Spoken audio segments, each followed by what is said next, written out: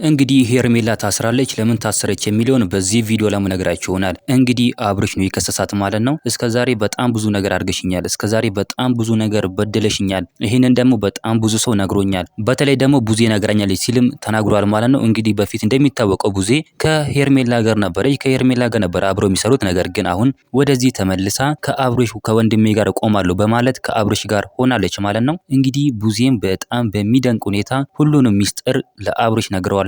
እንግዲህ በዚህም ነው እንግዲህ አብርሽም ሄርሜላን ከሷታል ማለት ነው። አሁን እስር ቤት ነው የምትገኘው። እንግዲህ አብርሽ እንደተናገረው ከሆነ በፊት ያው ራሴን ስቼ ነበር፣ ራሴን አላቅም ነበር፣ ነገር ግን ዛሬ ወደ ራሴ ስመለስ ያረግሽኝ በሙሉ ተገለጸልኝ ስል ተናግሯል ማለት ነው። እንግዲህ ሄርሜላም ያው አጥፍታለች፣ ምንም ቢሆንም ያው አጥፍታለች፣ ነገር ግን አብርሽ ከሷታል ማለት ነው። እንግዲህ በሚገርም ሁኔታ እንግዲህ የቀድሞ ቪዲዮዎችንም ተመልሼ አይቻለሁኝ፣ ሩታንም ጠይቄያለሁኝ፣ የተለያዩ ሰዎችንም ጠይቄያለሁኝ፣ ቡዜም ደግሞ ነግራኛለች ሲል ተናግሯል። አብርሽን እስከዛሬ ከሄርሜላ ጋር እያደረጉት ያሉትን በሙሉ ቡዜ ተናግራለች ማለት ነው። እንግዲህ አብርሽም ይህንን ነገር ሲሰማ በጣም ደንግጧል፣ በጣም ነው የደነገጠው። አብርሽም እንግዲህ በጣም ደንግጧል ማለት ነው። ለዚህም ነው እንግዲህ ክስ የመሰረተባት፣ አሁን እስር ቤት ነው የምትገኘው፣ ታስራለች ማለት ነው።